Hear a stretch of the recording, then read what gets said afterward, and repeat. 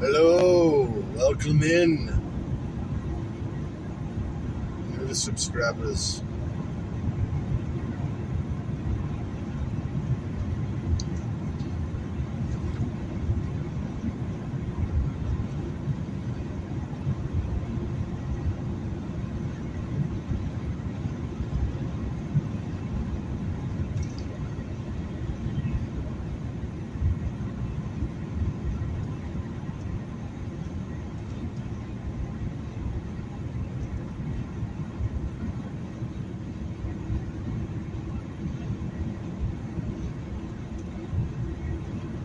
Folks on SNAP, SSI, WIC, Medicaid, Section 8, veterans, listen up now, because only 10% of us know this. I tried that free swap. Well, 6 months ago, Joe Rogan predicted this. So I was talking to this guy, and he was telling me this too all day, because it's just going to be the right wind, and the fire's going to start in the right place, and it's going to burn through LA, all the way to the ocean. There's not anything that we can do about it. Like, really? He goes, yeah, we just get lucky. He goes, we get lucky with the wind. She is right the mainland's not one way. It's just going to burn straight through LA. There's not going to be anything to do. Yeah, but it doesn't take a prophet to figure out that California's... California is a failed state that has led to tremendous mistakes that have currently put us on this larger trajectory of it totally almost burning down. As of course you might be asking yourself, why are things like forest fires political? Well, they're very political, and in this video specifically, we are going to be arguing after documenting the many failed statist cases of California, why essentially this problem could have been prevented, but why the state of California, with their mandates, with their initiatives, with their programs, made this situation that much worse here. As of course we're getting distressing videos like this from internet users describing how there are power lines that are sparking around trees in California, as the authorities are literally just like, hey, we don't know, we can't really help you with this problem.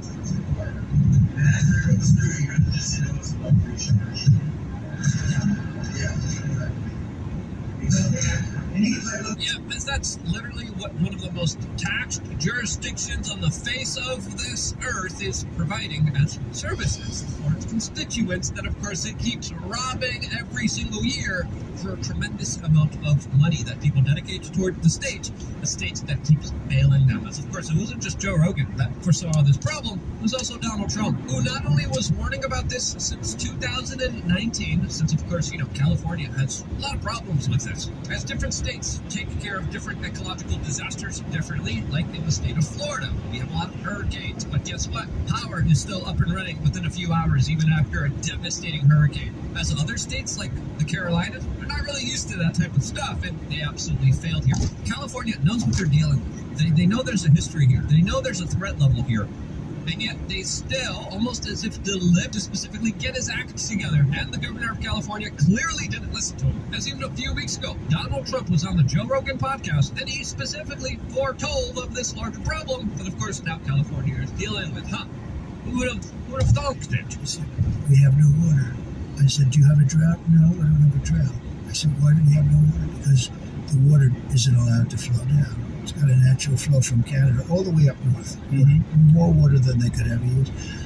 And in order to protect a tiny little fish, the water up north gets routed into the Pacific Ocean. Millions and millions of gallons of water gets poured.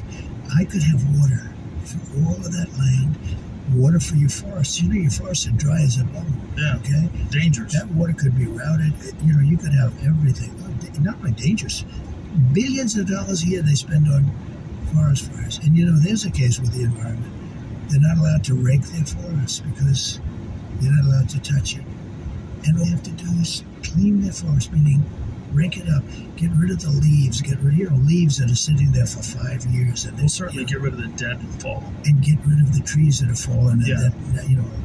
Yep, those little fishes called smelt, which now have resulted in no water in the fire hydrants in many of the places that are literally burning down now. As Mike Cernovich pointed out this larger problem from a political perspective by saying the Los Angeles mayor is on vacation in Africa. The Los Angeles Fire Department chief is a DEI advocate. The Biden administration stopped doing controlled burns. The fire hydrants don't have water. This is a Democratic supermajority rule. As Elon Musk responds to this by saying, yep, as we have to understand understand here, there's some culpability for Joe Biden. Not only for just bringing up personal family developments during a larger press conference where he didn't take any questions from the press surrounding this specific issue, as he addressed the nation and talked about, oh, look, I'm a great-grandfather. Again, who gives a damn? Especially when your homes are literally burning down right now. As the Biden administration canceled controlled burns in California, which even the New York Times admitted was crucial to wildfire management. And guess what? The state of California, the federal government, the Biden administration, the Democrats, the communists failed you once again. And it's one reason why people's entire homes, neighborhoods, cities, and communities are now burning down uncontrollably that could have been prevented. As the Biden and Gavin Newsom administration also recently did the largest water dam removal in U.S. history because, quote, of tribal lands and these little fish. As Rick Caruso now just called in to the local news to describe the situation that he's dealing with here, as clearly people don't understand the severity of this entire situation. But I think he summarized in his words here, describing the exact kind of lust for words that a lot of people feel, especially when it comes to the government here failing them overwhelmingly. My heart goes out, obviously, to the people with their homes, and I'm watching the small businesses around us go up in flames. This is people's livelihoods. The truth is, behind closed doors, the P word became my secret sin at age 10. And for the next 17 years of my life, what I did in the incognito tab made me feel like a hypocrite and a fraud as a husband, as a father, as a business owner, and a leader inside of our church. And I promised myself that I was done being controlled by lust countless times, but I felt trapped in the cycle of resisting temptation and then failing, resisting and failing over and over again. And the only thing that helped me break out of that cycle was a truth that I'm actually going to show you in Scripture that helped me realize that the P word wasn't even my real problem. See, this controlling urge that I fought almost daily for over 17 years was actually just a surface level symptom of a much deeper root issue. And if you've been stuck in a similar cycle of resisting and failing over and over again, the same may be true for you. It's probably no coincidence that God placed this in front of you today, and I want to let you know that the only thing that I thank God for more than leading me to freedom is that He somehow convinced me to share my story of breaking free from secret sin. I just realized I was on forever. But what is most concerning to me is our first responders and our firefighters who are trying to battle this. There's no water in the Palisades. There's no water coming out of the fire hydrants. This is an absolute mismanagement by the city. It's not the firefighters' fault, it's by the city. And I'm going to be very honest, we've got a mayor that's out of the country, and we've got a city that's burning, and there's no resources to put out fires. So if you look at your pictures, you don't see the firefighters there because there's nothing they can do.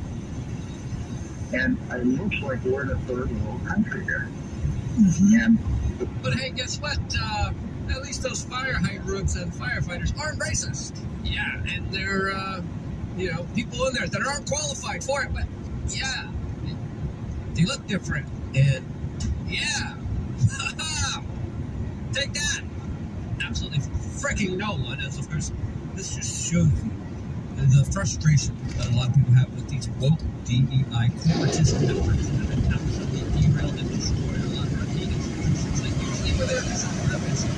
Now they're there to serve another symbolic purpose for no reason at all, other than to, of course, celebrate the destruction and death of Western civilization. But in 2014, California was voted on and spent a lot of their money on water storage and reservoirs. And guess what? The state hasn't even built it yet. Why? Because they are a failed state that doesn't know to enforce any funds. As LA set aside $1.3 billion for the homelessness industrial complex that, of course, has increased homelessness, while, of course, cutting funds and budgets for the fire department that saw the Los Angeles Fire Department get a 25% cut in its funding. As the mayor of Los Angeles was the one cheerily puts it, they prioritized DEI over saving lives and homes. And that's exactly what they did here. And of course, they decided to put up a big old lesbo who is now going to be in charge of the LA Fire Department. Yay! How bold and brave, yeah. I'm I'm super inspired. She took time out of her already busy schedule to tell us about her vision for the department's future, one that includes a 3-year strategic plan to increase diversity. People ask me, what number are you looking for? I said, I'm not looking for a number. It's never enough. Out of 3,300 city firefighters, only 115 are women right now. She's already looking at ways to change that. She's quick to point out that doing so has a greater purpose, attracting the best and brightest for the job. They feel included, they feel valued, and they feel part of a cohesive team. The chief also checks another box when it comes to inclusivity and diversity in this department. She's a proud member of the LGBTQ community. That just kind of opens the door for people that thought, I didn't even know that was an opportunity for me. Yay! All right, we have a carpet muncher. Okay, yeah. They're literally burning down here. Oh yeah, we also got TikTok videos. Let's not forget those TikTok dancing videos. As look at these audacious, bold women that probably are incapable of carrying a man out of the fire. And now we're the proud face of this fire department, as there are already reports of lootings, people being broken into, and people taking advantage of a lot of those people, as I blame Ronald Reagan for all of this. Of course, his amnesty plan of Southern California, which was once a conservative state, to the liberal hellscape commie space that it is now. And of course, if you're a member of culture.com, you will remember many years ago I said, get out now, as soon as you can.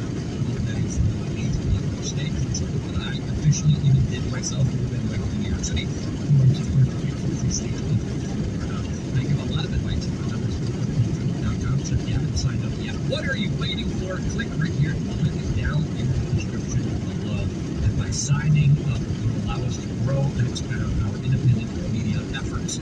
Truly, we have a lot of great content available to you. We have thousands of videos available to you. If you do sign up, by the way, I just found out, people who sign up literally are getting a login and password email sent to their spam. So if you had trouble signing up, there's some kind of larger thing that Google really doesn't like us for some reason. It's really frustrating to deal with. I just found out about this yesterday. My friend's like, hey, you probably lost like $50,000 because people literally sign up and they don't do nothing. The email is in your spam box. So find your login, find your password, check your spam box when you do sign up. Again, a lot of really overheaded things going up against us. We need your support more than ever. Support us right now by signing up at lucafilter.com, and we'll see you there. Special reports and broadcasts available just for members. We'll be here for you guys doing that. That's why I love you guys. Stay tuned for more here on youtube.com/WeAreChange.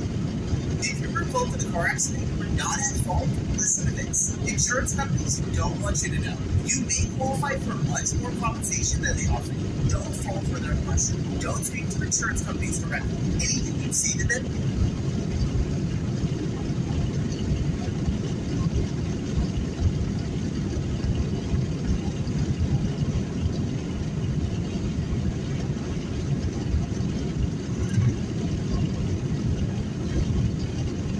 Hello everyone, I'm Tracy and I'm here with Shane.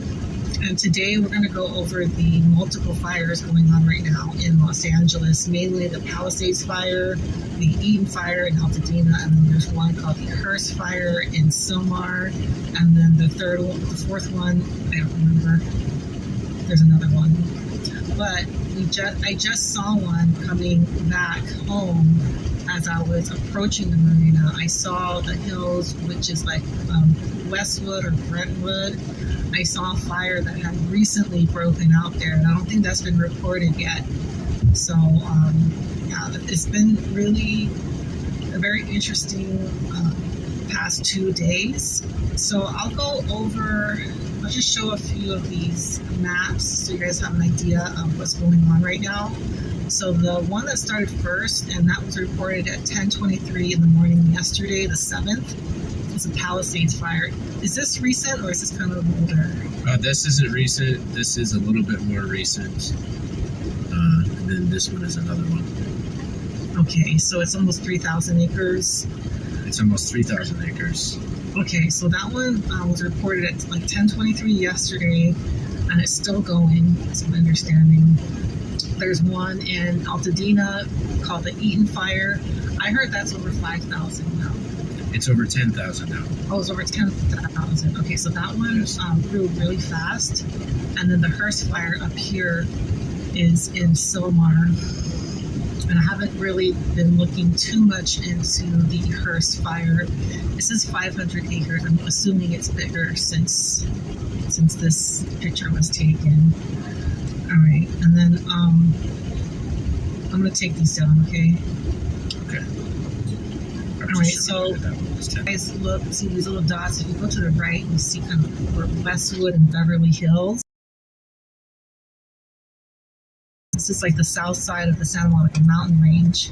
That's where I saw a fire breaking out. It wasn't huge, but I saw like the actual flames, and so I haven't heard a report, but I do think there has been another fire in the Brentwood, Westwood area, which if you're familiar with the West Side, that's a really big deal. This is a very iconic area. It's a very beautiful area. I've lived in the West Side of Los Angeles most of my life, being in California. So I spent a lot of time there.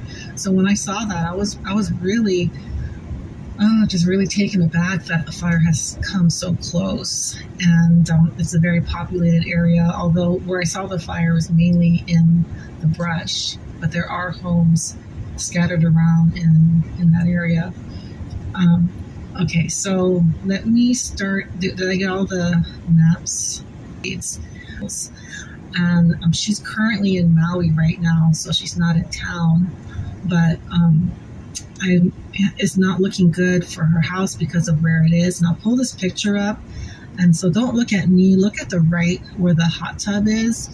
And there's like a little gate there. If you go over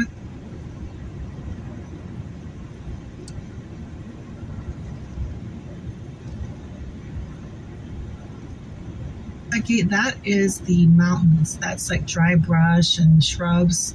Not so much trees, but a lot of like manzanilla and, like low brush and plants, I guess. So it does make this property kind of prone, although it is a lot of stone, but I don't know if that's going to really protect the property. But I don't know for sure what the status on her property is. But it's just, I was just talking to her yesterday, and we just can't believe that we've been going on all these trips to research fires, and it never crossed our mind that her house would be at risk. And less than a month since we went to Malibu, now her neighborhood is burnt. Her neighbors' houses, at least two of them for sure, are burnt. They lost electricity at about 12:45 yesterday, so they lost access to their security cameras. So they don't know exactly if their house is still standing, but we're praying that it's okay and that they have somewhere to go back to. But I'm in close contact with her, and I said that I would go and look and check. 2 nights ago, so the day before the fire, when CNN and MSNBC was saying that high winds were going to head into the LA area and cause red flag warning. So today's Wednesday, the 8th, right? Yesterday was the 7th. So this was the evening of the 6th. These, Shane identified them as V-22 Ospreys. They flew over my house, and I just heard, I think that was them flying over again.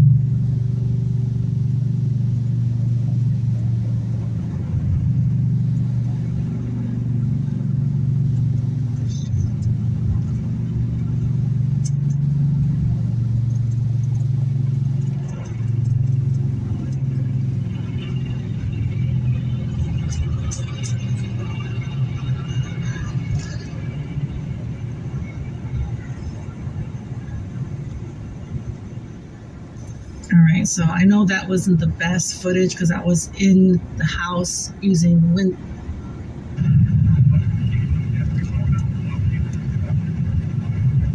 Ah, here we are. What's up? That's what we're doing right now.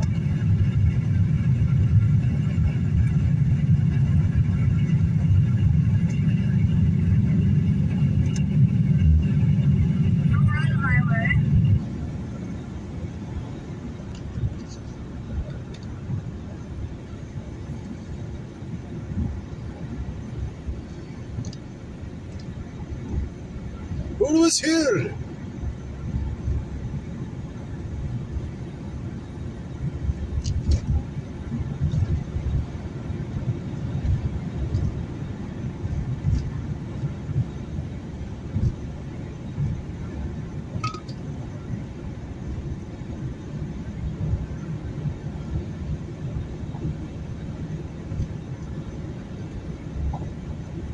You need to have this app on your phone. If you're still in school or at a job, chances are you do a lot of writing.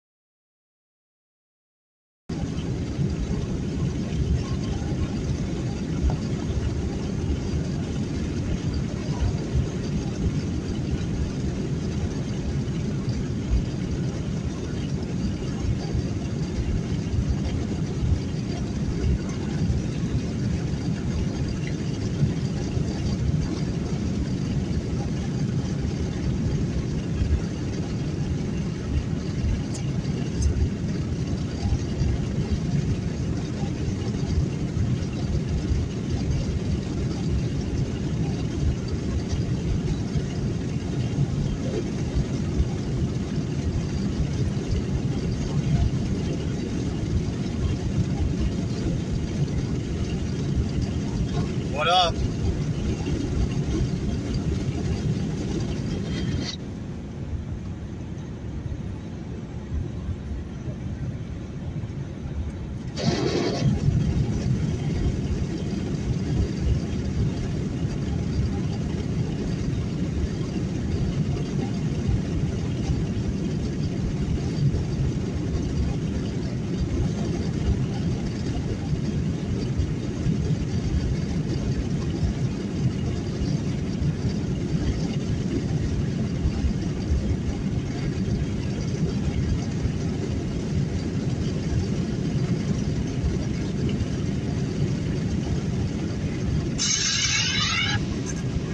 Welcome to the Restitute of this channel.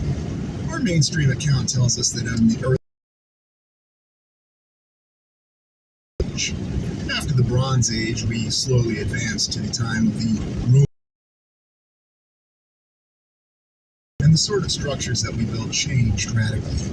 We advanced to building smaller structures that were not quite as geometrically precise as the earlier pyramids, and yet they're very fine structures with great domes and magnificent colossal forms to them that endure to this day. And let's also take time to appreciate the wondrous Roman roads, many of which that also continue to endure to this day. Everywhere we go around the land, we'll see the ruins of the previous civilization. And yes, that includes the United States and the Americas, even though it's called the New World. Although new as opposed to what is certainly a question of the day. Today we're going to examine the 5 eras theory. The channel originally started with the charter of examining numerous different theories, and you can go back and watch the video that's linked in the description of this video called The Grand Theories of Tartaria and the Old World, in which we explored the many different theories that could explain the existence of pre-existing civilizations that were not explained in the mainstream. Think about the aspect of a cemetery. You believe that a cemetery gives you validation that the history that you're told is accurate because every time someone you know passes away, they're buried in a cemetery with a date that's left in the tombstone. Therefore, older tombstones must be validation that what happened in the past and the past historical account is accurate for a variety of reasons. We have now advanced to building wondrous towers of glass and steel that cross the land. And yet, can we actually build these incredible pyramids that we did in the distant past during the Bronze Age? How does the mainstream account explain the construction of these pyramids? Indeed, we are derided for even questioning the account that we're given for how the pyramids were constructed. We are derided and told that it's merely a conspiracy theory. Yet at the same time, the mainstream tries to explain the pyramids with theories. In other words, they don't know for sure. But it's okay for them to come up with theories because their theories are validated by scientists, historians, archaeologists, and all the individuals with the appropriate credentials to do such things. So you look at the pyramids and you'll see that it's made up of many large stones that had to be moved. And they explain this by telling us that the quarries were nearby. They also have these wondrous images that we have that show human labor moving these great blocks. And then we have these beautiful animations that show us how they used a wonderful waterworks project to move these blocks and set them in place. And doesn't that illustration look great for those giant colossal people? And when you look at these illustrations and you have this wonderful account that tells you that water may move the blocks in place with human labor, it suddenly seems very believable, and you'll just accept it without asking questions. Of course, this image looks ridiculous. We could never build the pyramids like this today. So if we can't do it with human labor, and we base everything on this supposed representation from a governor of Egypt that existed 2,000 years before the year zero, or so we're told, and then it was some Greek individual who came up with a theory on how they moved the blocks using ramps, even though he was theorizing about an event that occurred 2,000 years before he was alive. And then this Greek individual is also 2,000 years before our current time. I don't see any issues with the mainstream account of the pyramids. Now, if you want a different theory, we're going to examine the 5 eras theory. The 5 eras theory examines the fact that there are civilizations that came before ours that we don't discuss, that the mainstream does not acknowledge. And the reason for that being is that because if you actually acknowledge the existence of other civilizations where people lived in a different fashion, then it completely detracts from your ability to maintain your control over the population. The eras that we talk about the most and examine on the channel are the contemporary era, our current era, the 5th era, and the 4th era, or also known as the Tartarian era or the Monument era.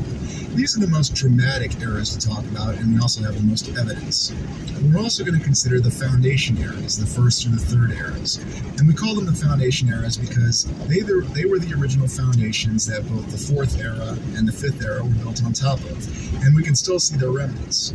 Indeed, we speculate that the pyramids are actually the remnants of the 2nd era civilization, or the foundation era. And yet there are other examples of incredible geometric structures that endure.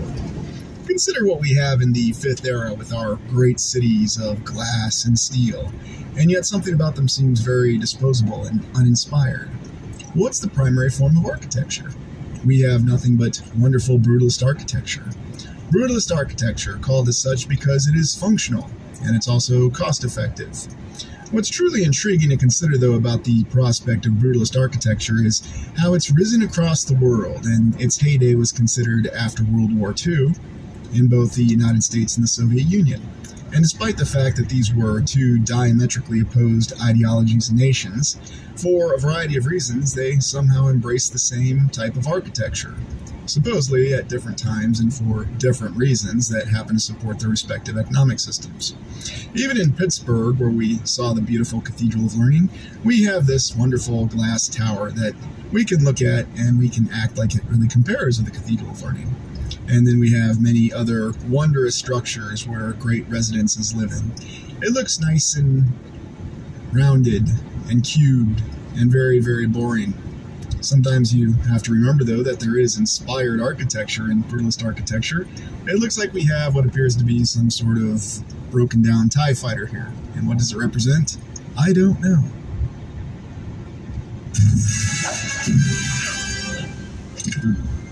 Uncharted territory.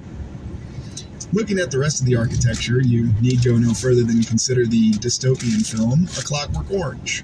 A Clockwork Orange, which talked about how a society repressed and controlled an individual, and it used this architecture quite effectively to show how individuals were controlled and how ultimately the violence that was inflicted on others was all at the behest of the government. And if you pay attention to the subtext in the movie A Clockwork Orange, you'll see that the architecture plays no small part in representing that. And there's no doubt about it that brutalist architecture can certainly reflect a dystopian flavor to a society, if you will. Now, is this going a little too far? Is this being a little too harsh on brutalist architecture? It has its place, it's functional, and it's cheap. At least that's what we'll be told.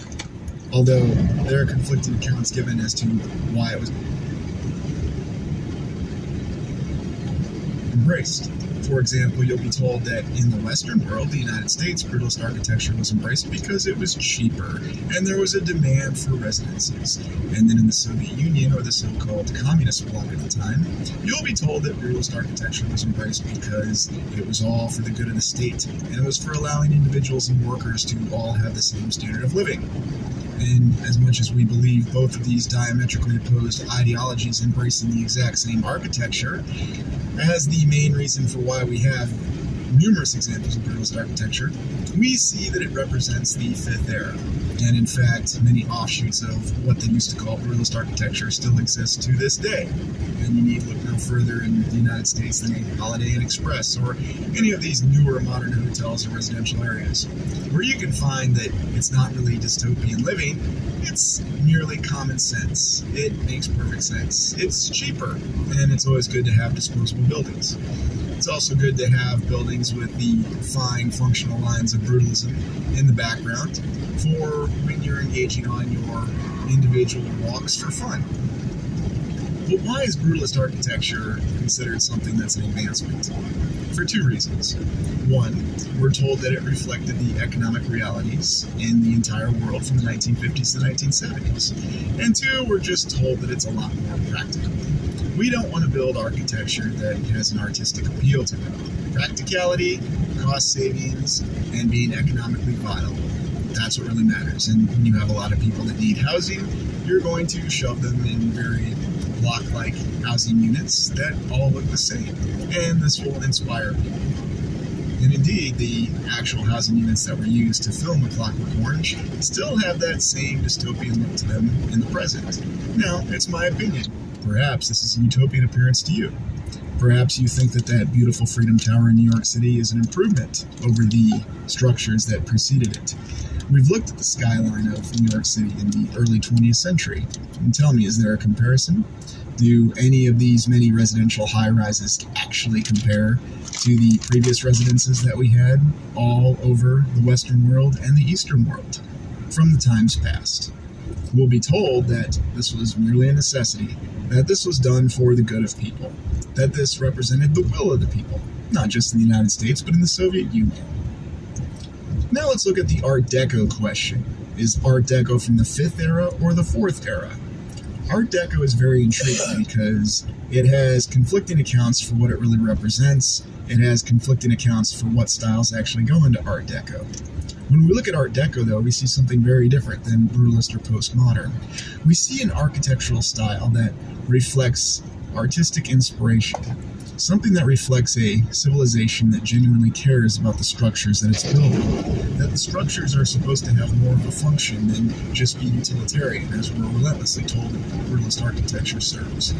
We see a style and a beauty in these Art Deco buildings that seem to speak to the human spirit. When you look at these buildings, you can't help but be impressed, and you feel that a lot more effort was put into their exterior and interior designs. You actually see the fact that there is the true human spirit that's reflected in these buildings. And oftentimes people will try to convince you that these buildings were all easily built primarily in the United States during the 1920s, and you can even find a great example of one built in the Soviet Union in the 1940s to the early 1950s. Yet, looking at the Art Deco style, you can see that there is something about it that is always awe-inspiring. And it's very difficult to accept the explanation that all these buildings were built with these very wonderful and convincing construction photos that we have. And even though this was only about 100 years ago, it still falls in a very ambiguous time. Did our civilization build these buildings? Or were we simply told to build these buildings? How much of a deception do we have with the actual timeline? And can we really validate or verify anything? Now, it's very interesting to me because since I've done many of these explorations, and we've primarily looked at many cities in the United States, we've started looking at cities in Europe and in Asia, we always have the same explanation and always have the same things that you see in the comments. And I'm going to let you in on something. There's actually a comment somebody could make that would convince me over 90% that any one of these Art Deco buildings were built by our civilization. But it's quite fascinating that not a single person has ever made that comment. And it's really quite simple, and I'm not going to tell you what that comment is. I'll let you know if somebody makes the comment, but you can find an example of it in one of the videos concerning an Iowa exploration, because somebody made a comment that very convincingly showed that the 801 Grand Building in Des Moines was built by our civilization. And yet there's so many questions that come up with these Art Deco buildings. They continue to show the aspect of the civilization that preceded ours. I believe that by and large, most of these structures are from the 4th era, or the Tartarian civilization that preceded our 5th era. And why do I think that? Because these buildings do reflect the style of what we would call the old world. They have that artistic spirit, that inspiration in every single one of them. And it's not just on the exteriors of the buildings, it's also in the interior that we see how they reflect the once grandeur of civilization. A civilization that cared about the individual, not constantly being in a state of function or a state of misery, but being able to inspire the spirit on the inside. No doubt when you're in an Art Deco building as opposed to when you're in a brutalist architecture building, you can tell the difference. You can also compare and contrast how you feel when you stand outside an Art Deco building as opposed to a brutalist building. And when you see some of the examples of Art Deco, the explanation you'll be given from architects is that they had more of an artistic flair in the 1920s to incorporate all these incredible styles that even include Egyptian, strangely enough, because we do recall the civil courts building in St. Louis that we looked at that was modeled after the mausoleum of Helicanarsis, which supposedly doesn't have anything to do with Egypt, but it does. And that's according to the mainstream account. There's always these beautiful reliefs that also accompany Art Deco. the wondrous figures that you see depicted on the outside of the buildings. And these buildings have many different functions. Some are office buildings, some are municipal buildings, some are memorials, yet the style is reflected in the same. And while they try to tell us exactly what it's supposed to reflect, and of course they give us the hand-wave explanation that the reason it reflects every civilization and culture across the world is because, of course, it incorporates every civilization and culture across the world. That's how you explain Art Deco. It's not because it's actually from a civilization that encompassed all the known lands. It's because somebody was trying to achieve cultural understanding in the 1920s, especially in the United States. The interiors of some of these buildings continue to inspire us. Now, why do I acknowledge the fact that some of these buildings may be questionable? Because we constantly run across the situation where we're told, we're assured in the same manner with repeated statements that many of these buildings, and here we look at the main building of the Moscow University, a questionable building, we're told that this individual, Joseph Stalin, was responsible for its construction. And once again, always explain it. Remember during the Kansas City exploration, we saw some very stunning Art Deco buildings, including the Power and Light building in the aptly named Power and Light District in Kansas City. I would be interested to see someone actually be able to build a building like this today. I would like to see someone build this very impressive theater that still endures with this very unique dome. Again, in Kansas City, interesting patterns that we see in the windows, and of course the type of construction material that was used to establish the walls of the dome itself. And let's not forget the Kansas City Hall. The Kansas City Hall also being a stellar example of Art Deco. And where do you see it? You see it in the art reliefs, and you also see it in the walls of the building going all the way. And that's something that our current civilization, extreme polarization,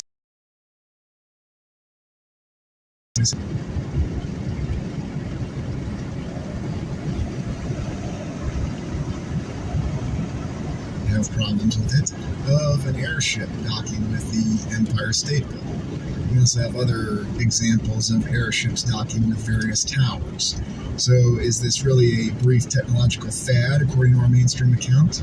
Or was this a real technological advancement that carried over from the Fourth Era civilization that had to be removed? We've looked at many examples of buildings that still stand to this day that we suspect are from this pre-existing civilization. Consider the Art Deco buildings that we looked at that are very likely from the Fourth Era civilization. We've also explored many libraries and municipal buildings in many cities, such as Terminal Tower in Cleveland. And many people will insist that they have numerous accounts, or because they worked a job in the building, that they can prove that it was constructed by our civilization, even though all we have are some very difficult to interpret images. And once again, we have, strangely enough, no first-hand accounts. Well, I understand the 1930s was a long time ago. And again, we have other images of this terminal tower. And many people will say that they just know, or they know someone who knows someone who knows someone, and that's what they'll say. And if that's good enough for you with historical account, then by all means accept it. But yet you have many other structures that also seem to defy simple explanation by their incredible architectural style, and all supposedly built during the same time, such as the Masonic Temple in Detroit that we explored. Another wonder of the 1920s, when it seemed as though they built 75% of the buildings in every major city.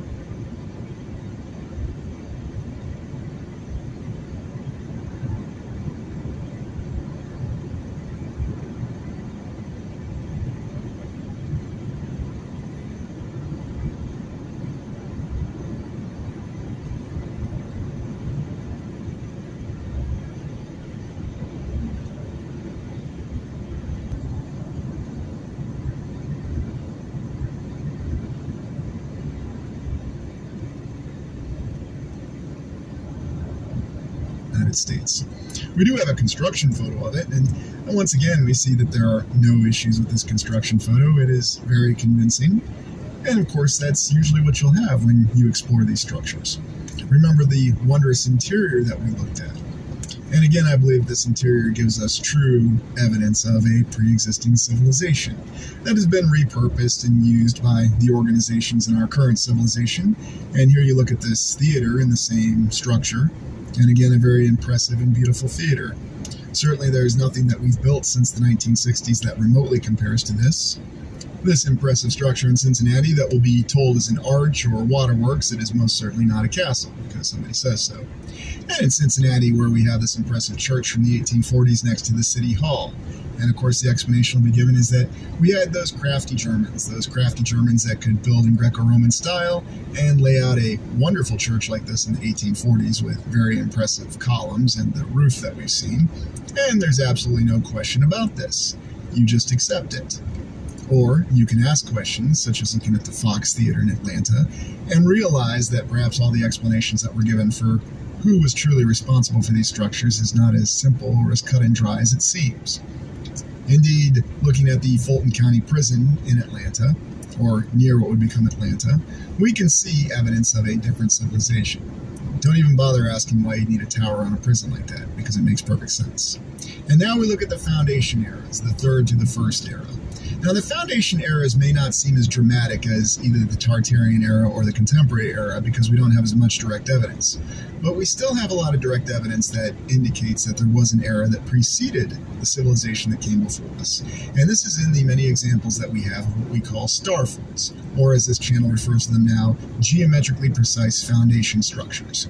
And the reason we call them geometrically precise foundation structures on this channel is because they are very geometrically precise. We can tell that these are artificial constructs. And in every major there is a geometrically precise foundation structure that surrounds the city. And quite impressively so, we can find it in cities across the land. In cities in the United States, in Germany, in Russia, the former Soviet Union, across many other lands. And the explanation will be given for these geometrically precise foundation structures that surround the entire city is because you can find some structures that had signs of these geometrically precise foundation structures, or the smaller star forts, as you will, during the United States Civil War, which strangely enough were overrun or overtaken by a direct tactical military assault. So it's very strange. Once again, it's the example of a conflicting account. Now you might be thinking, okay, that's fine. You have these maps, and yes, perhaps they were just drawn. And yet we do have actual imagery that shows that these geometrically precise foundation structures at that scale are quite real. There are many examples of them across the entire land.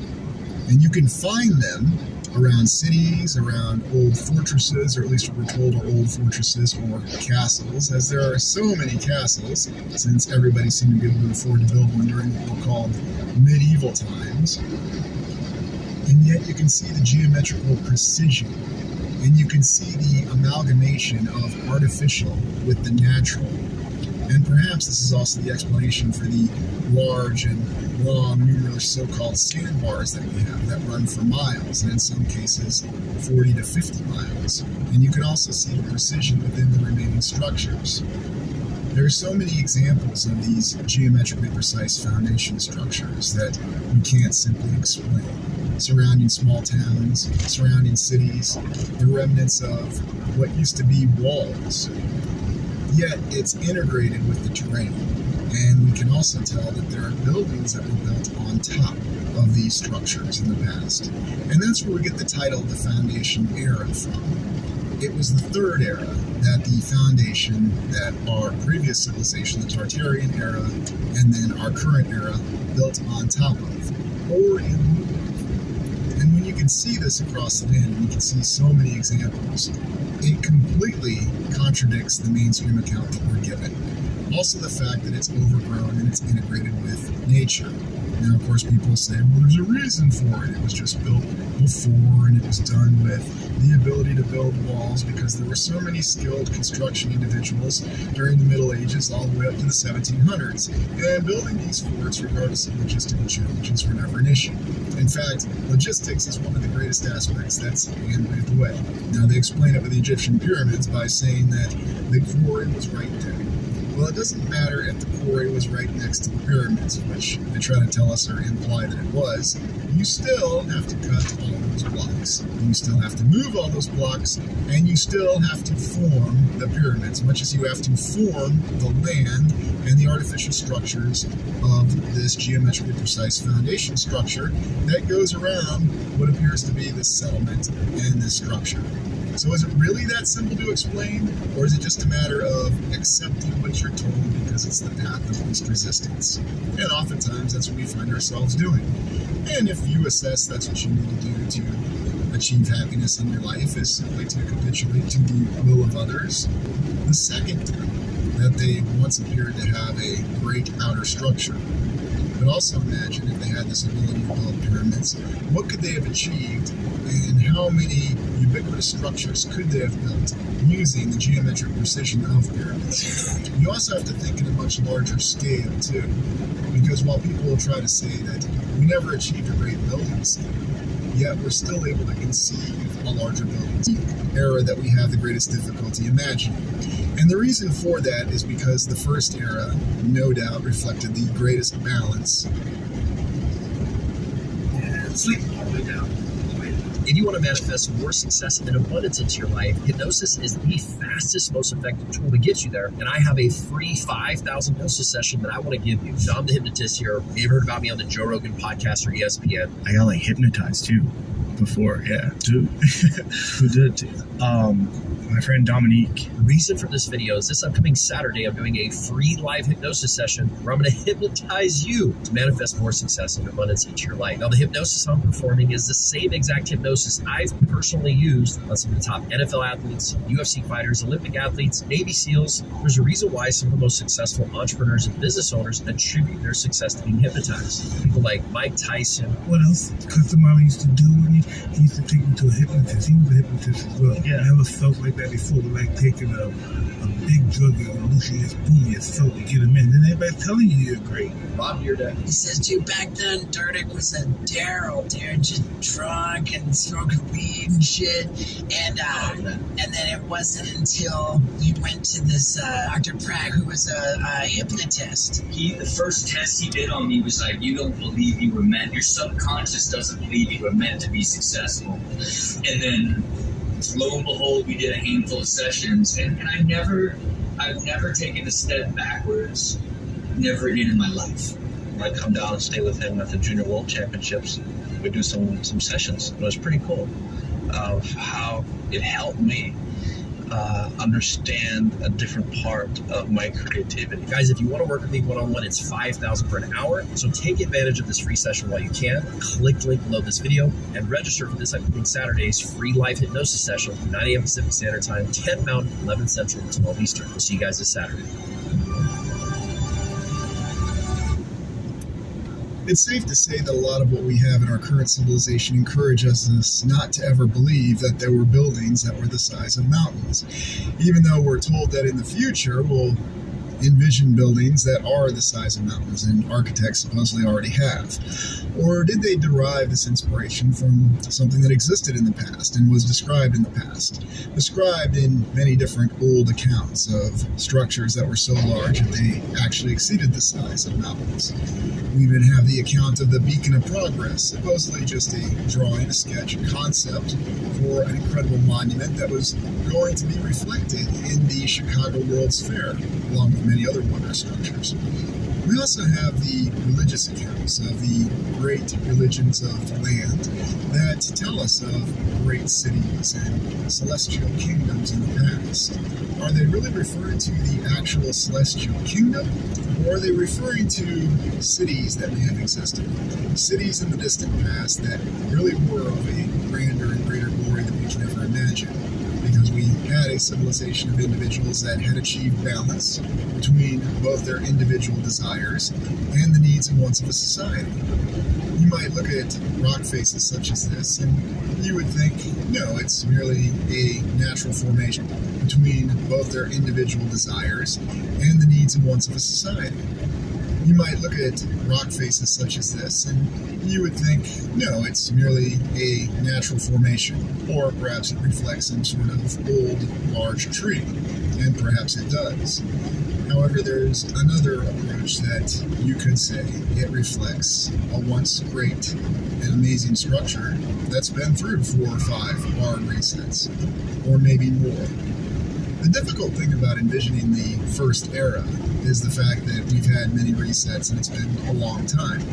Now, how long is that exactly? The main question might be, how many years do I envision in these 5 eras to?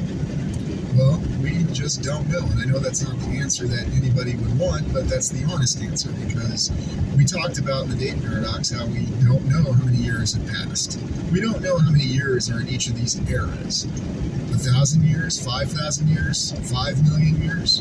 Could the entire 5 eras only be 6,000 years? Or could it be many more, 600,000 years? Is it a millennial reign of only 1,000 years? Or is it a millennial reign of 1,000 centuries? Or even a far greater amount of time? We just don't know.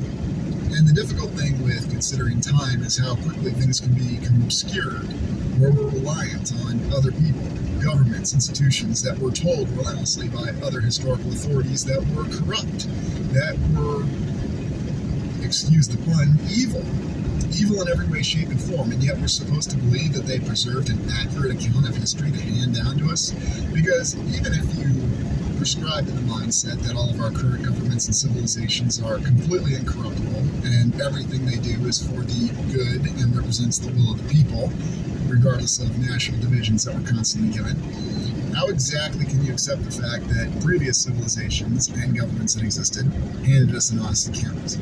I suppose what I'm saying is the 5 eras theory is the best way that we can visualize what may have come before. And I'm always open to revising it and reconsidering it. And as we continue our explorations, we're going to primarily consider the 5 eras theory, because it does seem to explain a lot of the inconsistencies that we have. Now, if you want to reference one particular publication, one particular guide, or what one certain researcher says, that's completely up to you. And I completely request that everybody in the comments tell me what your honest thoughts are. What do you believe? Where do you think the 5 eras fits into the actual history? Is it honest? Is it accurate? Or do we have other difficulties? Do we have other complexities that we need to consider within what the actual timeline is? The last thing I'm ever going to do, though, is simply give up and stop asking questions and stop exploring. Because we've already learned so much. We've already learned to see the world in a very different way.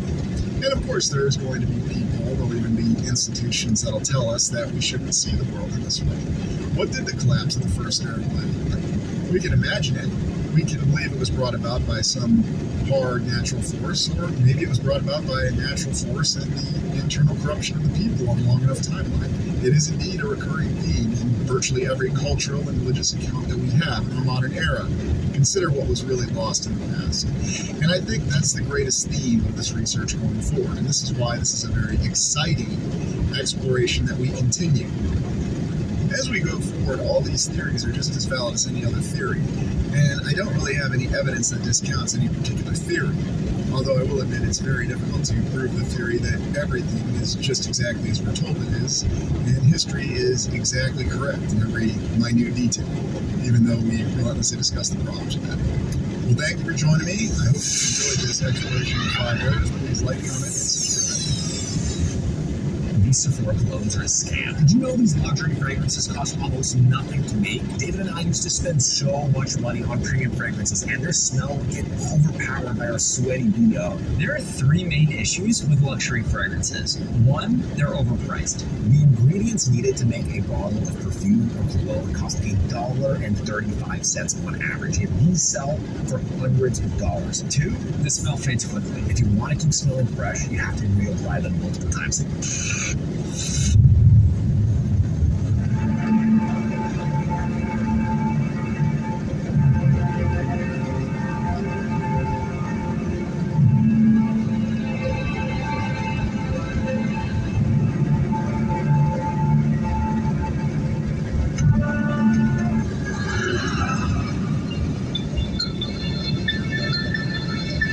So the time paradox, the recorded paradox in historical revision, a lot of what guides this channel revolves around these three concepts. And what are these three concepts? Well, we'll start with the time paradox. Now, if you've been watching the channel, it was over a year ago that we released the exploration, the date paradox, or the time paradox. What year is it? As you'll see, it's clearly shown here on the thumbnail. It's 2023 when this was released.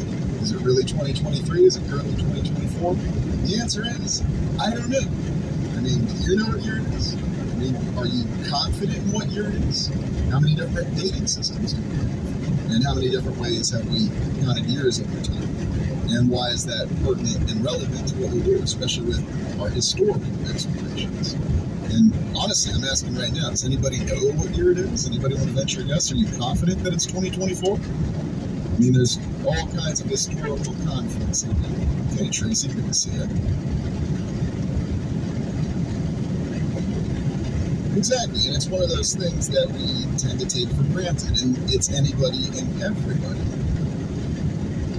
And one of the other questions that I'll run by you, this is a good point here, Fairy Girl, we're definitely in a different year than the mainstream tells us. Can't say with impunity, absolutely. But how many people embrace the fact that we can say with impunity? Now, I had a feeling I was going to see 10 something. You know, I'm glad you bring that up, though, you know, whether you're venturing guesses there. Yeah, good one there, Brother Adam Baum. The 2112 Overture? Yeah, that's one of my favorite questions, too. Hey, Chris, good to see you. But it's intriguing that it tends to be a 4-digit year, even though the mainstream loves to tell us how many years that we have. And so understanding and being aware of the fact that we really don't know what year it is critical to our understanding, because it's really the basic confidence trick. And if you think about it, who here in the entire land right now was alive to witness firsthand what we think of as the year 1899? Yes, the secrets of forever time. And time functions just like distance. You can always impose more time and more distance when you need to explain something. So, great point on that one, Trixie.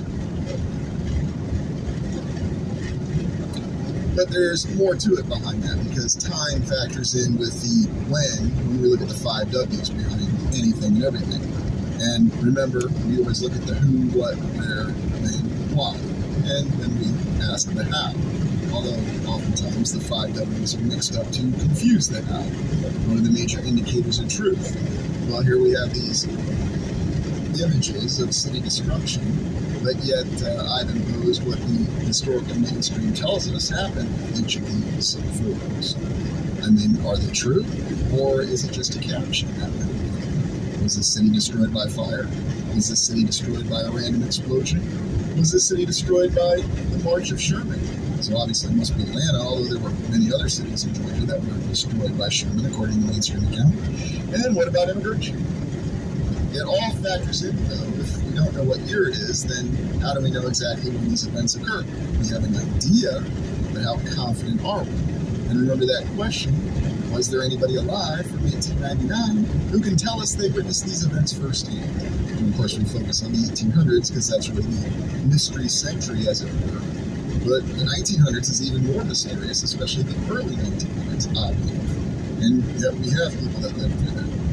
I always appreciate those comments when people tell me, well, my grandfather, my great-grandfather was alive during that time, so those events must have happened. And funny, I mean, you know, I talked to my grandfather a lot, and he did live through the early to mid-1900s, and you know, he could never tell me about any buildings or anything like that, but, you know, take it for what it is. Ah, thanks, Albie, I appreciate that. I don't even know what day it is most of the time. Yeah, that's kind of how it goes for me too, Chassis. Hey, my bailiwick zone, thanks for joining us. Welcome. Oh, there's a good one, Kathy. And a minor disparity right there. I mean, that's only 10 years difference, but you're right. There's different calendars. There's different dating systems. Ask somebody from China what year it is. Ask somebody from Israel what year it is. And there's many different calendars and dating systems. And how many are we aware of? How many do we actively use? And then when you really want to throw confusion into this, imagine the fact that in the distant past, they were looking at different forms of dating. In other words, a season, or what we think of as a season, counted as a year. In some cultures, a month counted as a year. And then you have others with long count calendars. year, such as the Mayans. Now, did they really count a year the same way we did? We're assured that they did, but how do we know for certain? And now the recorder issue. So we talk about the time paradox, we understand the ambiguity of time, and now we go to the recorder paradox. So we have these professional historians, all these university omniscient know-it-alls, like unfortunately yours truly once used to be and now denies that, but the recorder paradox. So who's actually recording the events of history? Do historians record the events of history? These ruined cities always look like they've gone through a blitzkrieg. Yeah, blitzkrieg, carpet bombing, total saturation bombing. Yes, I use saturation loosely, but yes, it does look like there's all sorts of destruction. Does anybody know what film this image is from? And of course, I chose it very consciously. Ah, that's a good point there, Esmond. Yes, January, February didn't originally exist. There were other months that were added too. The winners, yes, that's a good saying there, Peter, but, then you could ask the question, who are the winners? Yeah, the victors do. But was there really ever any conflict? At least conflict that we know of. I mean, what do we think of current conflicts? Do we have different victors? Ah, there you go. Yes, Marine, yes, Doc Shelley, it's 1984. Do you know about the Chronovision? Well, let's come back to that, Albie. Let's come back to that.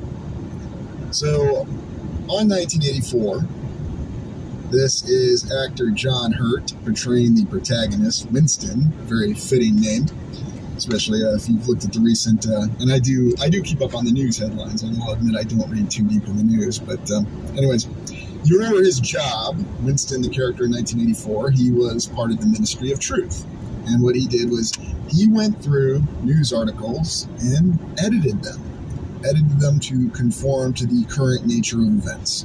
So what you have is a constant process of revision on all historical documents and all news, and that was his job. And remember that Winston was a member of the outer party. So really what we think of in our society as the middle class.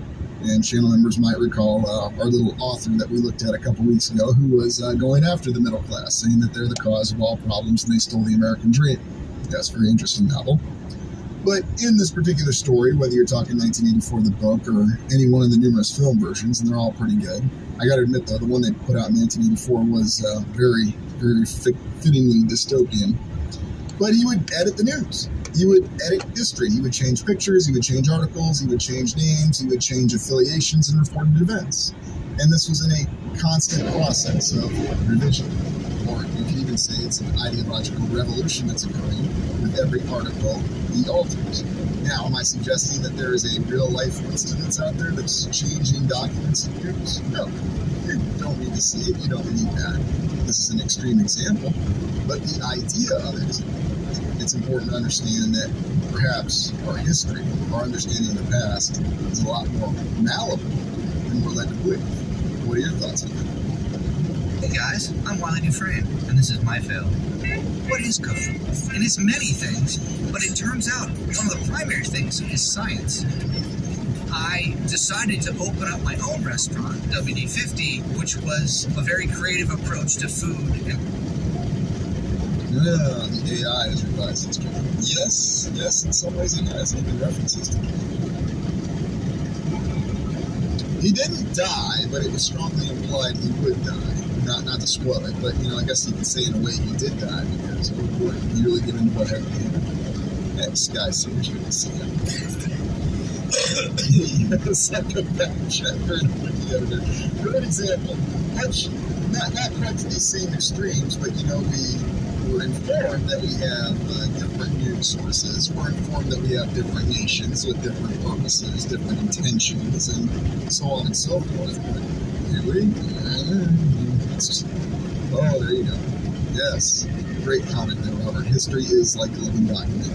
I would even go so far as to say history is a living document. It's constantly being changed. And the reason I bring up the whole concept of who's actually recording history, the historians do not record history in the moment, do they? Whether it's a person who's an actual recorder, job of recorder, or typically government official, whoever whatever government officials reporting history. And you might recall, and Shannon, good to see you. You might recall that in one of our earlier explorations in one of the Iowa counties, they admitted that the official county records were kept by a judge in a shoebox. So yes, your shoebox documents. Makes a lot of sense, doesn't it? Indeed, there's a story. Well, I guess it depends who's telling it at the moment, right, Jamie? Quantum eraser, changing the past to change the future. Yeah, in a lot of respects, that's exactly what's happening. Hey, PJ C. West, good to see you as well. So moving on, I thought I would introduce this idea of historical revisionism. Critical re-examination of historical facts with or without new evidence. Now, the concept of historical revisionism was argued quite extensively when I was still with the university. Because guess what? There's been a lot more historical revisionism, especially since the 2000s. And I don't think that's a controversial comment to make, because it seems to have accelerated. Now, is that to say it didn't happen in the 1900s? No, it happened in the 1900s. I guess you could say the process just seems to have been refined, and in a very insidious way, because it always seems like everyone's always acting in the nature of doing what is for the greater good, but then you have to ask the greater good of who. By the way, why can you do historical revision without new evidence? What would be a reason? What's an example of someone doing historical revision without new evidence? Good question. More on that later. Keep that thought in mind. We're definitely going to look at it. Watching the real time of the American media, yeah. And now they've got the process down to where they can change it every day, every hour. Reverse course. So we got something else to say. Reverse course. Exotic Academy of Paris, the last ever World Parody of Paris Olympic ceremony. Isn't that weird? Yeah, I'm going to come back and take a look at that. There's weird stuff going on. Although I'm under the mindset now that they're just throwing that into every opening Olympic ceremony because, we've got to obfuscate the machine in the past. Hey, Polly, good to see you. Thanks for joining us. Ah, yes, great way to say it, too. That's with social issues. And oddly enough, that's been going on since the 1900s, and it's very easy to document that, or at least have a hint that that's what's going on. That they're constantly revising history in the name of social issues. Hey, Terry, good to see you. Well, and good point on Wikipedia. Think about that, because prior to the advent of Wikipedia, everybody relied on their encyclopedias. Now, whether that was Encyclopedia Britannica or one of the Time Life series or whatever, you had your fixed books there, and that's what you would refer to, and that's what you'd go off of. But now you have a true living document.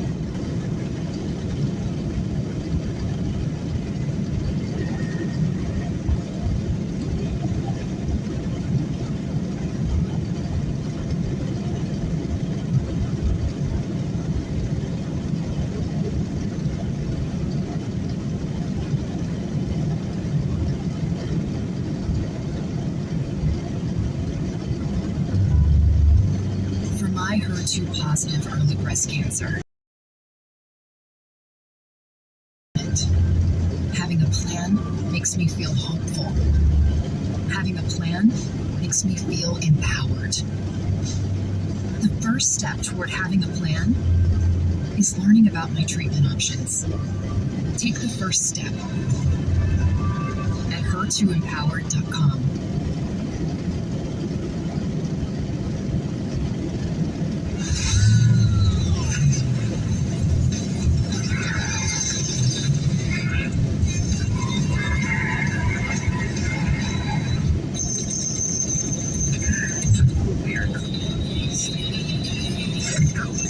They need to have that control. Look, it's bad. It's really bad. Yes, indeed. So it's important to understand, though, the difference in these ideas, because historical revisionism is something that's embraced and used by the mainstream, but then they still keep the idea open of historical distortion. So really, authority decides what's legitimate revision and what's distortion. Now, they do give you an idea of what are some of the impacts of revisionism on society. It erases marginalized voices. Well, that's true. It distorts the truth. Absolutely true. Undermines democracy. Well, we know what country this one came from. The country that loves to talk about democracy, but hates to practice it. Oh, that just said on that right here. And promotes intolerance. So oddly enough, in this little diagram, we do see a lot of truth of the impact of revisionism or distortion, or whatever you want to call it today, on society. It does erase marginalized voices. It does distort the truth. It does remove intolerance, and it'll undermine any sort of confidence in government. You have a republican democracy, or I've been waiting for this one, a pseudo-republic or pseudo-democracy. There it is. The Department of Bamboozlery. Yeah, that's probably a good way to put it too, Jamie. So, absolutely right, Sky Siege. It becomes very, very hard to decipher when truth is mixed with lies. And then, even more insidiously, when you have verifiable truth that's mixed with lies, people can confirm that truth, and then they start to believe the lies because they confirm the truth. For example, I don't know, just shoving a foundation stone in a building that somebody clearly established a year, saying the building was built in 1887, although anybody with eyes can see it was added later. Yes, beauty is in the eye of the beholder, no doubt about it. Pride and ego distorts people's abilities. They have been lied to. I'm sorry. Pride and ego distorts people's ability to accept they have been lied to. Absolutely right, Brother Adam. And it's not just pride and ego that plays a huge part in it, but it's also the desire to conform. Because the first thing we're socialized with is to concern ourselves with what other people do. Now, looking to fix society all in one stroke, no, that's not realistic, but we can definitely understand where we are as individuals in our own lives. Hey, RB, good to see you. Conform, confirm, and so many different. Groupthink is very dirty, and I agree with that. And guess what? Groupthink can happen in anything. It can happen in any institution. It can even happen with a group of alternative researchers. Yes, I said it. You have to be careful. You have to be careful not to succumb to groupthink. The reality is, between 6 alternative researchers, they might have elements of the truth. But if you tend to revolve around one for whatever reason, or you think one's more influential, then suddenly, yes, it becomes, as Kathy says here, a hive mind. So I think it's very important that it's a fine line. I like to say it's a balance. I know it's a bit of a cliche, but that's the reality of it.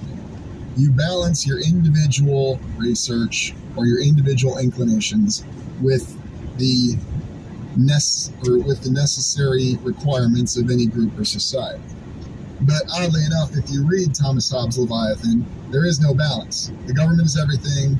You will give your life to the government because you agreed to accept that government. Whether they conquered you or you voted for it, that's completely immaterial. And that's life, according to Thomas Hobbes. So, I still think Road Warrior is better than Thunderdome, so there.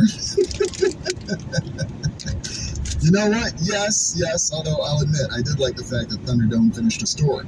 I don't know what the heck Fury Road is trying to do, and now we got a prequel to a sequel, and don't worry, we'll get a sequel to a sequel that was a prequel. Gotta love modern movies, another good sign of the time, so there's a good comment. Accepting the responsibility that goes along with knowing for faith, that works as dead. Once you know you're responsible to do what is right. Absolutely, and a great way to say it, too. Worse yet is the apathy. So many just don't care to know the truth. Well, if you've ever watched the TV show Sons of Anarchy, you know I'm not broadcasting it. There's a great saying that comes from the main character's father when he's reading his journal. And he talks about how people yearn for the idea of freedom, but they don't really want to work for the idea of freedom. To be free requires a lot of hard work. It requires a lot of difficulty in accepting personal responsibility. And a lot of people will forfeit that just for the idea of comfort or the reality of comfort. They'll give up anything just not to make decisions. I'm not so much the person who likes to say non-player characters or NPCs, which is what that refers to, but it's an interesting way to look at things. I think everybody they have basically an individual spectrum. Yeah, I know that word's been subverted too. Maybe I shouldn't use that, but every person has potential. How about that? And some individuals have more potential or have activated more potential to really understand themselves, to really awaken the individual on the inside, or as I like to say, achieve self-agency. And a lot of others don't, because they like to conform to, as Adam Baum says here, welfare and any state of mind. Someone else is going to make decisions. Someone else is going to do it for you. Or as Homer Simpson said in that episode of The Simpsons, Trash of the Titans, can't someone else do it? Well, yeah, there's actually a lot of that mentality. Now, no one will come out and say it, but that's how they act every day. Yes, the very classic example of cognitive dissonance, Sky Sage. Big Daddy Government and Alistair Cook, if you remember the host of the original Masterpiece Theater way back in the day, he actually did a talk about that. Big Daddy's going to take care of everything. And we're going to do an exploration pretty soon where we actually talk about, and I want to bring that up because he's acknowledged as a filmmaker, an entertainer, and a lot of legitimate historians. In fact, you even find writer Shelby Ken Burns.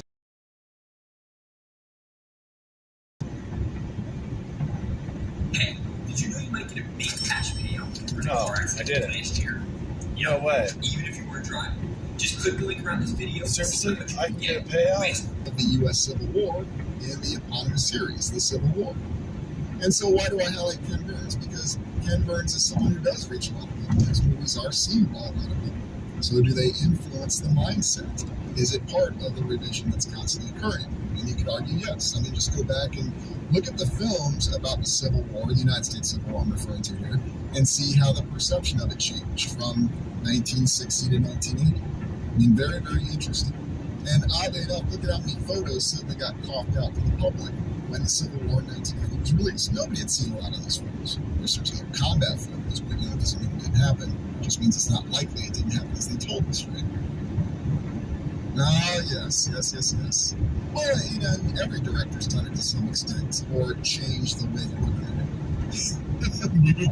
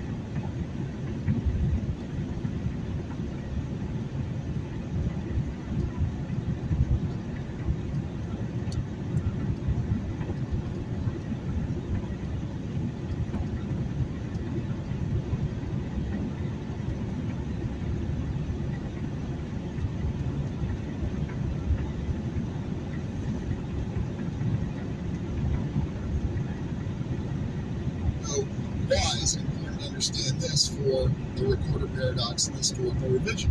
Because remember, the person that recorded this event is not the person who's going to interpret it historically in the future. So those are all important things to canteen and wisdom. Yeah, are you referencing, what was it? I think it was season 3 of Game of Thrones there when they gave Jaime Lannister that. Yeah, I remember that scene too, Jamie.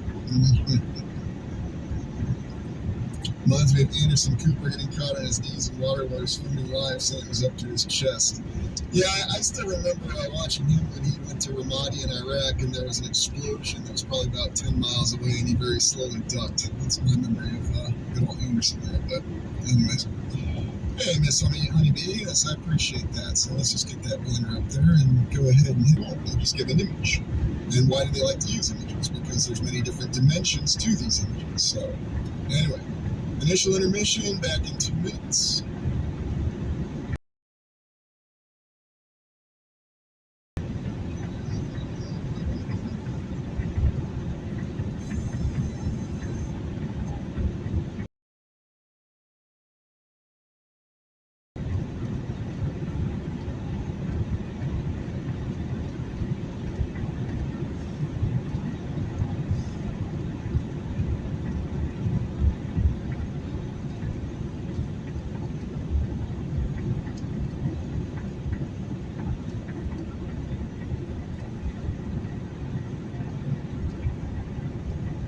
Farmer reached out to us with an off-market opportunity in Pocahontas County, Iowa, offering about $1.5 million for a touch under. It's being treated by U.S. soldiers. Reality is,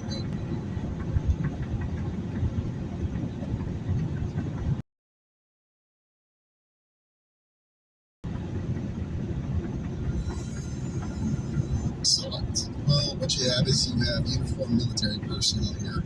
How we saw it, it looks like it's just one individual who's about to face an imminent execution, or at least is being threatened by a weapon.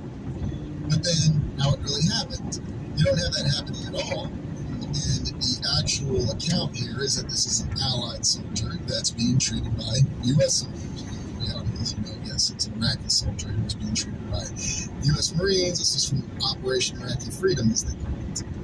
And he was just giving him some water in a canteen, which did happen. But there's more to this than what you just see in this image, because how other people saw it. Well, they just see the black and white image, and to them it's very black and white. And so, yes, there's a difference between seeing what really happened and why do I use the coloring mentality? Because there's extremes. Everyone always seems to think that everything is all or nothing. Reality is never all or nothing. There's always multiple dimensions to this. How other people saw it. Well, other people saw it as, yes, it's very clear cut. It's a U.S. soldier who's helping an Iraqi soldier who surrendered. Oh, this is how other people saw it. It's a U.S. soldier that was threatening to kill an Iraqi soldier who had surrendered or was helpless, disarmed. But in reality, so it's just one single event, though, that can have so many different dimensions to it. And then when you go forward in history, well, let's just hypothetically say some crazy things happen. The United States becomes seen as totally evil, and then, of course, this image gets pushed out. Then the United States becomes the forces for good, and it shall be, then this image gets pushed out. Although now they've gotten a lot more complicated with it because they operate in multiple paradigms where the whole intent is to sow division. There's division in national respects, there's division in ethnic respects, and there's even division in social respects and every form of knowledge you can imagine.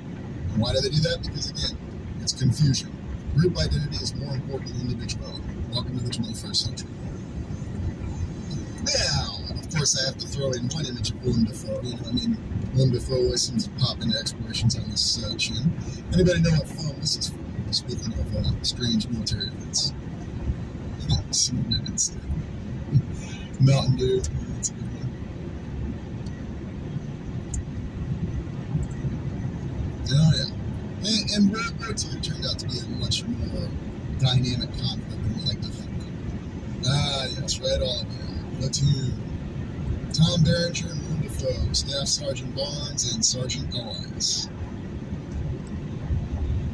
Oh, just you wait until we get to the Dr. Zayas expedition. That's going to be interesting. I worked in operations at the Seattle branch of the stockbrokers relieved for the crash of the 7, and with my own eyes, the reporter for hire for dumping several boxes of stock trade. Yes, indeed. And a lot of us witness a lot of things like that, but of course it's never captured. Nobody ever talks about it, do they? Until well after the fact. So, what's interesting about Platoon, and the reason I bring it up, is what a lot of people don't understand about Platoon. They understand it on reflection. Boxes of stock trade. Yes, indeed. And a lot of us witness a lot of things like that, but of course it's never captured. Nobody ever talks about it, do they? Until well after the fact. So, what's interesting about, and a lot of us witness a lot of things like that, but of course it's never captured. Nobody ever talks about it, do they? Until well after the fact. So, what's interesting about Platoon, and the reason I bring it up, is a lot of people don't understand about Platoon. They understand it on reflection. But I find that some veterans really appreciate this movie. And I'm talking about Vietnam veterans, I'm not talking about other veterans, but Vietnam veterans that were there, it seems to go about half and half when we talk to them. Half of them appreciate the movie and the fact that it's really a microcosm, one platoon, for the entire conflict. But the other half don't appreciate it at all because they see some adverse respects of what happened in certain circumstances. The war crimes thing, and terrorizing villagers, the whole rape, pillage, and murder, which was shown in this film. But then you contrast that between the two sergeants, which kind of speak as the soul of the platoon. You've got a platoon leader, lieutenant that's completely ineffective and doesn't practice leadership whatsoever. You got a company commander who calls in fire on his own position when they're overrun, although granted tactically he would say he didn't have any choice. But the reason why this film stays in our memory, though, is that it really shows the different dynamics of humanity. But on the other hand, is it really so one way or the other way? Is it so polarized? Or as the photo showed, because it's a bad cliche, and I'm not going to say it, but, the coloring of the photo. There's a lot more dimensions that go into this and it's not so clear. And suddenly history is not so all or nothing. But are we told that it's all or nothing? Yeah, he sure did. Run through the jungle, no doubt about it. No, and, I think, Julia, the reason why the film resonated with people was that it really gave you an idea of what it was like to actually go walking through a jungle for hours on end. And, it's not a very enjoyable experience, to say nothing of the events that are happening. Whether you're getting attacked by fire ants, or watching your friends get killed, or watching innocent people get killed. And that's something the film really showed quite well.